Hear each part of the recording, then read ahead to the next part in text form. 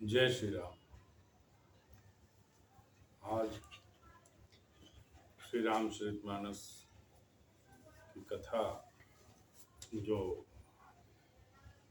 हमने प्रारंभ की है उसका 7वां अंक है। बालकांड के 7वें दोहे से प्रारंभ कर रहे हैं। ग्रह भेषज जल पवन पट पाई कुजोग सुजो होहि कुवस्तु सुबस्तु जग लखहि सुलक्षण लो। ग्रह, औषधि, जल, वायु और वस्त्र ये सब भी कुसंग और सुसंग पाकर संसार में बुरे और भले पदार्थ हो जाते हैं, है ना। ग्रह ग्रह पर कोई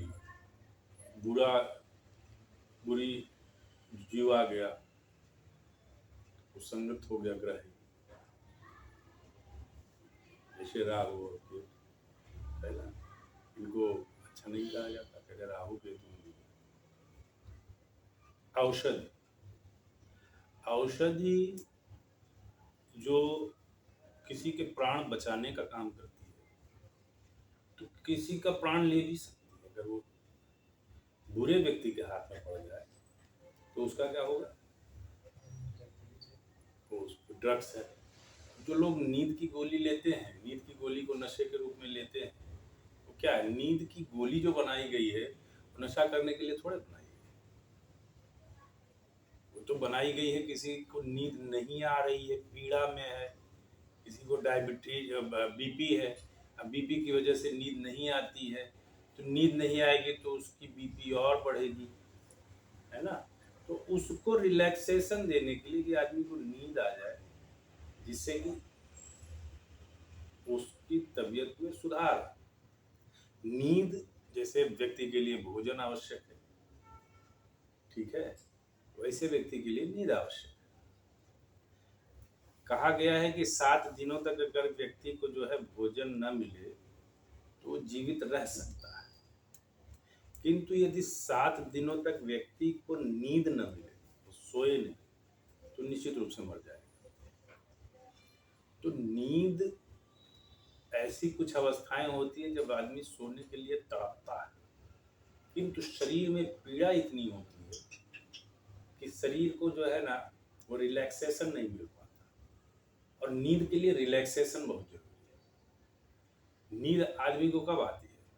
आदमी खड़ा रहे तो उसे नींद आएगी? उसे नींद नहीं आएगी। पानी भरा हो, उसमें आदमी बैठा, उसे नींद आएगी? क्योंकि उस समय आदमी का दिमाग रिलैक्स नहीं होता। आदमी का दिमाग जब रिलैक्स होगा ना तब उसे नींद आएगी, ठीक है। तो जब पीड़ा आएगी तो नींद नहीं आएगी। इसके लिए उस पीड़ा में आदमी के दिमाग को रिलैक्स देने के लिए वो दवाएं दी जाती है। अब वही दवाएं आदमी नशा करने के लिए इस्तेमाल करता है, तो वो दवा बुरी हो गई, तो ड्रग्स हो गई। वैसे ही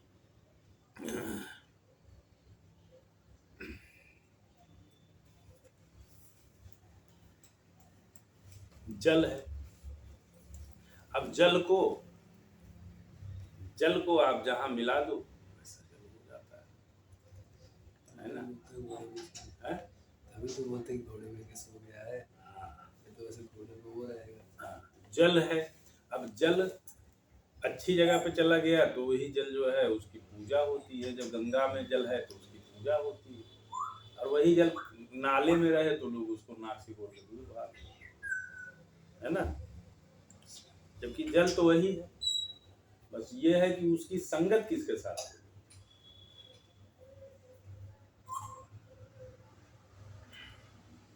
वायु, यही हाल वायु का। एक वायु होती है कि आदमी जाता है वायु के जो है ताजी हवा लेने, और वही वायु रहती है, वायु में कोई परिवर्तन थोड़े होता है, लेकिन उसकी संगत प्रदूषण के साथ हो जाती है, दूषित चीजों के साथ हो जाती है, तो वो क्या हो जाता है, दूषित वायु हो जाती है, तो प्रदूषण हो जाती है, फिर लोग नाक सिकोड़ के भागते हैं। तो और वही वस्त्र है, ठीक है, वस्त्रों को भी अच्छा कहा जाता है, बुरा कहा जाता है, अरे क्या कपड़ा पहना है, अरे क्या कपड़ा पहना है। दोनों में वस्त्र तो वही है, वस्त्र का आयाम जिसके साथ मिल गया उसके साथ वस्त्र का आयाम बदल गया। साधु वस्त्र पहनता है, माँ की गोद में माँ रहती है, तो माँ की गोद का जो आंचल होता है वो कितना पवित्र माना जाता है, और वही आंचल किसी वैश्या के शरीर पर हो तो उसे पवित्र नहीं माना जाएगा, जबकि आंचल वही है, बस पहनने वाले बदल गए, है ना। तो उसमें वस्त्र का कोई दोष नहीं है, किंतु फिर भी जिस तरह की संगत मिलती है उस तरह का उसका गुण और दोष बना दिया जाता है, ठीक है।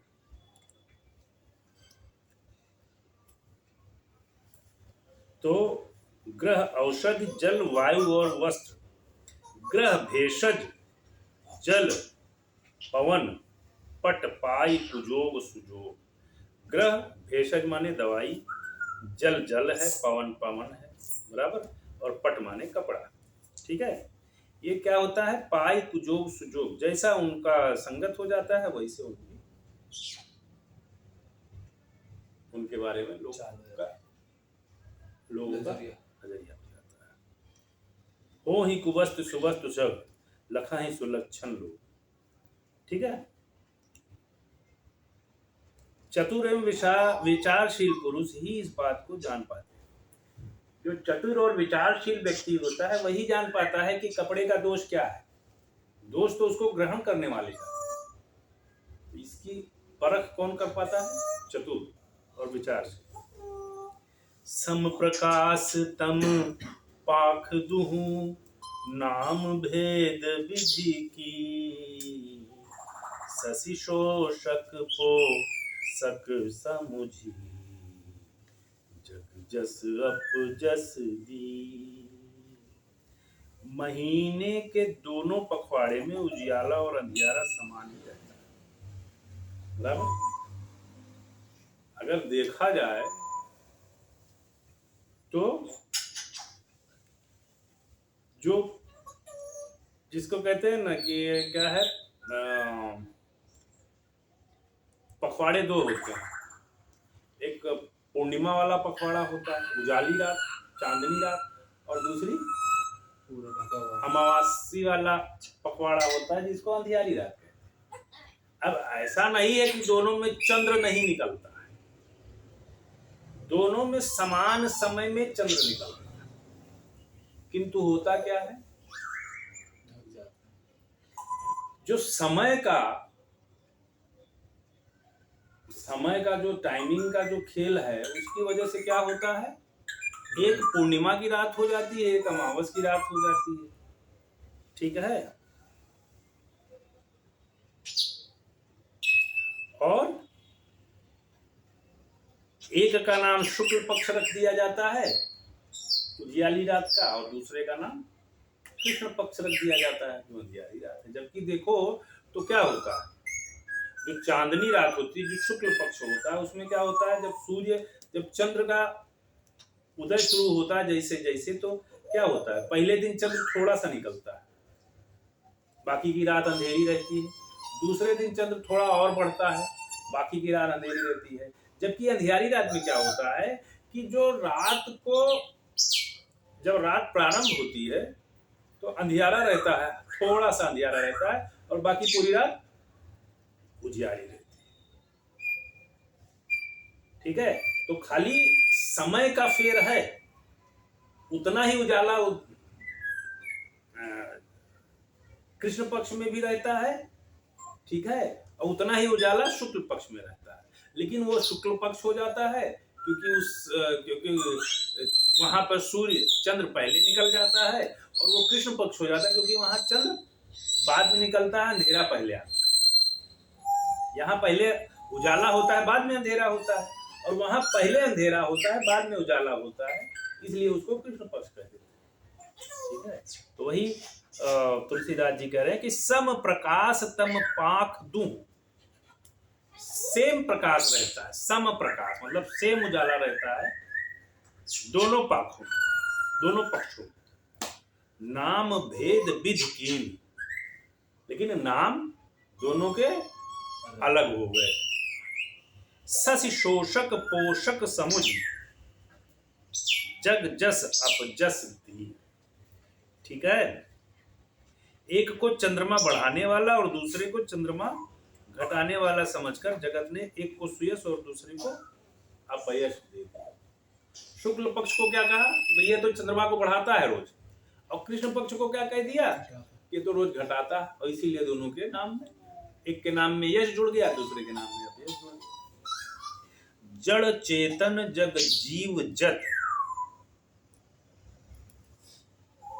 जड़ चेतन जग जीव जत, सकल राम मैं जान, बंदौ सबके पद कमल, बंदौ सबके पद कमल, सदा जोरी जुग पान।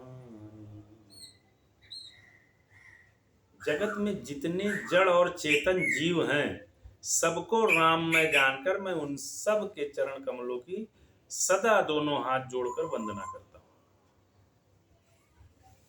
यहां पर देखो, कुछ लोग कहते हैं ना कि अरे नहीं, ऐसा भेद होता है, वैसा भेद होता है, ये होता है, वो होता है, जबकि स्वयं इस ग्रंथ में, इस चौपाई के द्वारा, इस दोहे के द्वारा तुलसीदास जी ने क्या कहा कि जग में जितने जीव हैं, चाहे वो जड़ हो या चेतन हो, जड़ में कौन से जीव आ गए, पेड़ पौधे, चेतन में कौन से जीव आ गए, मनुष्य और बाकी के प्राणी।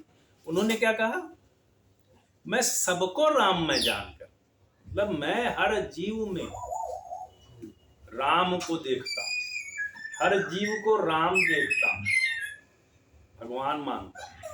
ठीक है, और मैं उन सबके चरणों के, और इसीलिए मैं सारे जीवों के चरण कमलों की सदा दोनों हाथ जोड़कर वंदना करता हूं।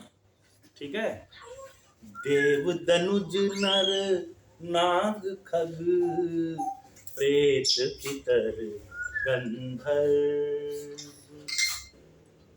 देव दनुज नर नाग खग, प्रेत पितर गंधर्व, बंदौ किन्नर रजनिचर, कृपा करहूं अब सर। देवता दैत्य मनुष्य नाग पक्षी प्रेत पितर गंधर्व किन्नर, उन्होंने क्या कहा कि सब देवता दैत्य, देवता भी और दैत्य भी, मनुष्य भी और नाग भी, पक्षी भी, प्रेत भी, पितर भी। पितर कौन, एंसेस्टर्स, पूर्वज, गंधर्व और किन्नर, किन्नर मतलब, और निशाचर, निशाचर कौन, निशा मतलब होती है रात, और चर मतलब चलने वाले, जो रात को चलते हैं, मतलब जो रात्रि जागरण करते हैं, मतलब जो जानवर होते हैं, राक्षस, पशु। ठीक है, सबको मैं प्रणाम करता हूं, अब सब मुझ पर कृपा कीजिए। आकर 4,84,000 जाति जीव जल थल नभवासी, सिय राम मैं सब जग जानी, करऊं प्रणाम जोरी जुग पानी। 84 लाख योनियों में 4 प्रकार की योनियां कितनी बताई गई हैं हिंदू धर्म में, सनातन में, कि एक जीव जो है वो 84 लाख जन्म लेता है, तरह की, 84 लाख तरह के जीव होते, 84 लाख तरह के जीव। अब उसमें कोई जरूरी नहीं कि खाली प्राणी हो, वृक्ष हो, उसमें सब आ गए, उसमें प्राणी है, वृक्ष हैं, वायरस हैं, बैक्टीरियाज हैं, अमीबा है, तुम्हारी जो है वनस्पतियां हैं, और मछलियां हैं, एम्फीबियास हैं, सब आ गए। तो 84 लाख तरह के जीव हैं। यह शोध किसने की होगी बताओ? यह आंकड़ा 84 लाख का कैसे आया होगा? कोई हाइपोथेटिकल आंकड़ा है? इसका मतलब कि उस समय में लोगों ने इतनी बड़ी खोज की होगी कि इस पृथ्वी पर 84 लाख तरह के जीव पाए जाते हैं। जबकि आज का जो वैज्ञानिक जगत है, यह इस चीज की खोज कर पाया है, यह आंकड़ा निकाल पाया है कि जगत में, चलो उनके हिसाब से सही, कितनी तरह के जीव हैं, लिविंग्स कितने हैं, नॉन लिविंग्स जाने, लिविंग्स कितने हैं, इसका कोई आंकड़ा आज की जो आधुनिक साइंस है, मॉडर्न टेक्नोलॉजी है, मॉडर्न साइंस है, वो कोई आंकड़ा रख पाई है? गूगल पे सर्च करो तो कुछ मिलता है? सोचो तब का साइंस कितना आगे रहा। बराबर। 84 लाख योनियों में 4 प्रकार के स्वेदज, अंडज, उद्भिज, जरायुज, ये 4 प्रकार के जीव होते हैं। ये भी डिफाइन कर दिया है, 4 प्रकार के जीव। कौन कौन से जीव हैं? जीव जल, पृथ्वी और आकाश में रहते हैं। उन्होंने कहा ना कि जीव जो है जल, पृथ्वी और आकाश में, स्वेदज, अंडज, उद्भिज और जरायु। ठीक है, ये 4 तरह के जीव जो जल, पृथ्वी और आकाश में रहते हैं। ठीक है,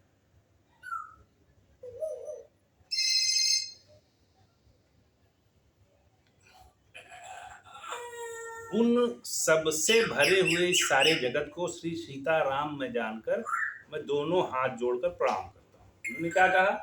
जो 84 लाख योनियों से भरा पूरा ये विश्व है। मैं क्या कहा, मैं क्या मानता हूँ कि हर जीव में सिया और राम, तो मैं हर जीव में भगवान का अंश देखता हूँ, और इसलिए मैं हर जीव को पाऊँ। ठीक है।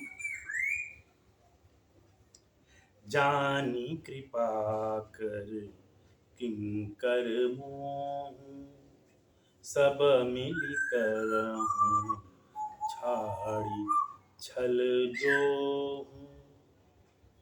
जानी कृपा कर किंकर मोहु, सब मिल करहूं छाड़ी छल छोहूं। निज बुद्धि बल भरोस मोहिना, ताते विनय करऊं सब पाई। मुझको अपना दास जानकर कृपा की खान आप सब लोग मिलकर छल छोड़कर कृपा कीजिए। ठीक है। तुलसीदास जी क्या कहते हैं? साधारण लोगों से, इन 84 लाख जीवों से कह रहे हैं कि मुझको अपना दास जानकर, मुझे अपना स्वामी या मुझे ऐसा कुछ मत जानिए कि मैं बहुत आदरणीय हूँ। मुझे आप कृपा पात्र मानिए, अपना दास मानिए, और सब लोग मिलकर छल छोड़कर, मतलब एकदम निर्मल भाव से, ठीक है, मुझ पर कृपा कीजिए। मुझे अपने बुद्धि बल का भरोसा नहीं है। इतने विद्वान होने के बावजूद उन्हें, वो क्या कह रहे हैं, उन्हें अपने बुद्धि का, ये जो कह रहे हैं मुझे अपने बुद्धि बल का भरोसा नहीं, जबकि ये है उनके कहने का तात्पर्य है कि मुझे अपने बुद्धि बल पर भान नहीं, अभिमान नहीं कि मैं विद्वान हूं। ठीक है, वो कहते हैं कि मुझे अपने बुद्धि बल पर भरोसा नहीं है, इसीलिए मैं सबसे विनती करता हूं, और इसलिए मैं आप लोगों से विनती करता हूं। कराना चाहूं रघुपति गुणगान, करन चाहूं रघुपति गुणगान। लघुमति मोरी चरित अवगाह सूझ नए अंग उपाऊ मन मति रंक मनोरथ राव। श्री रघुनाथ जी के गुणों का वर्णन करना चाहता हूँ, परंतु मेरी बुद्धि छोटी है। मैं रघुनाथ जी के गुणों का वर्णन करना चाहता हूँ, परंतु मुझमें उतना सामर्थ्य नहीं है कि मैं उनके गुणों तक पहुंच पाऊं, उनके सारे गुणों का वर्णन कर सकूं। और श्री राम जी का चरित्र अथाह है। श्री राम जी प्रभु का गुण बहुत ही विस्तृत है, विशाल है। उतने गुणों का मैं जो है वर्णन कर ही नहीं सकता, वहां तक मेरी समझ नहीं है, मेरी बुद्धि नहीं है। इसलिए मुझे उपाय का भी एक अंग अर्थात कुछ लेश मात्र भी उपाय नहीं सूझता। मेरे मन और बुद्धि कंगाल है, किंतु मनोरथ राजा है। वही है कि भगवान का मुझे वर्णन करना है, ये मेरी इच्छा है, किंतु मेरा सामर्थ्य नहीं है कि मैं कर सकूं। उनकी अपेक्षा शायद बहुत विशाल रही होगी, जितना उन्होंने किया उतने से भी उनका मन नहीं भरा। उन्होंने पूरा सागर उलेल दिया इस रामचरितमानस में, किंतु उनका मन तृप्त नहीं हुआ। उनको ऐसा लगता है कि प्रभु की महिमा तो इससे भी बहुत ज्यादा है, जो मैं वर्णन ही नहीं कर पा रहा। ठीक है। मति अति नीच ऊच रुचि आछी, चाहई अमई जग जुरई न छाछी। छमी हहि सज्जन मोरी ढिठाई, सुनहि बाल बचन मन लाई। मेरी बुद्धि तो अत्यंत नीची है और चाह बड़ी ऊंची है। ये जो मैंने कहा ना, चाहते हैं बहुत ज्यादा, लेकिन उतना सोच नहीं पा रहे। उन्हें ऐसा लगता है चाह तो अमृत पाने की है, पर जगत में जुड़ती छाछ भी नहीं। सज्जन मेरी ढिठाई को क्षमा करेंगे और मेरे बाल वचनों को मन लगाकर प्रेम पूर्वक सुनेंगे। उनके कहने का तात्पर्य यह है कि मैं जो भगवान की ये रचना रचने जा रहा हूँ, भगवान के लिए जो मैं कहने जा रहा हूँ, वह बहुत ही छोटा है भगवान के आवरण से, भगवान के आवरण की अपेक्षा में बहुत ही छोटा है। तो इसलिए आप मुझे क्षमा कीजिएगा कि मैं भगवान का वर्णन उतना बृहद रूप में नहीं कर पाया।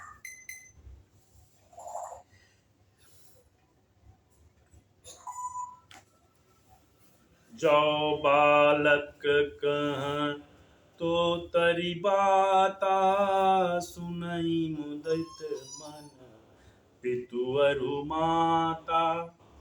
हस हहि कूर कुटिल कुबिचारी, जे पर दूषण भूषण धारी।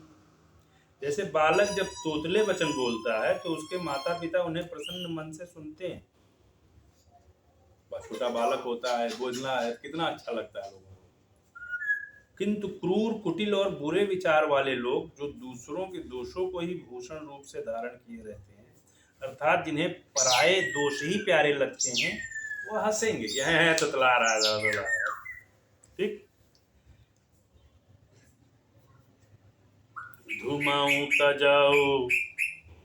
धुमऊ तजई सहज करुआई, अगरु प्रसंग सुगंध बसाई। भनति बदेश वस्तु भली बरनी, राम कथा जग मंगल करनी। धुआं भी अगर संग से सुगंधित होकर अपने स्वाभाविक कड़वेपन को छोड़ देता है, मेरी कविता अवश्य भरती है, परंतु इसमें जगत का कल्याण करने वाली राम कथा रूपी उत्तम वस्तु का वर्णन किया गया है। धुआं भी अगर के संग से सुगंधित होकर अपने स्वाभाविक कड़वेपन को छोड़ देता है। कहने का क्या मतलब है कि देखो, धुआं हमेशा दूषित होता है, बुरा लगता है, लेकिन वही धुआं जब धूप में पड़ता है, जब धूप का धुआं निकलता है, जब अगरबत्ती का धुआं निकलता है, तो क्या होता है? समझे। वो धुआं अच्छा हो जाता है, खुशबू देता है। ठीक है, मेरी कविता भी अवश्य भद्दी हो सकता है, मेरी कविता, मेरी रचना करने का जो ढंग है वो भद्दी हो, सुनने में ना अच्छी लगे, ठीक है, किंतु इसमें जगत का कल्याण करने वाली राम कथा रूपी उत्तम वस्तु का वर्णन किया गया है। किंतु इस कविता में क्या है, इस कविता में जो है ना, मैं क्या कर रहा हूं, इस जगत का कल्याण करने वाले मर्यादा पुरुषोत्तम भगवान श्री राम की कथा चरित्र का वर्णन कर रहा हूं, जिससे संपूर्ण जगत का कल्याण होता है सुनने मात्र से। तो इसलिए इसे भी अच्छा ही समझा जाएगा, वो अपने इस उसको। तो आज की कथा, क्योंकि समय कम है, हम लोग थोड़ा सा आज ज़्यादा देर में प्रारंभ किए व्यस्तताओं की वजह से, तो यहीं पर समाप्त करते हैं, विराम देते हैं, समाप्त नहीं करते हैं, विराम देते हैं। बाकी का कल 7वें अंक में हम लोग शुरुआत करेंगे। जय श्री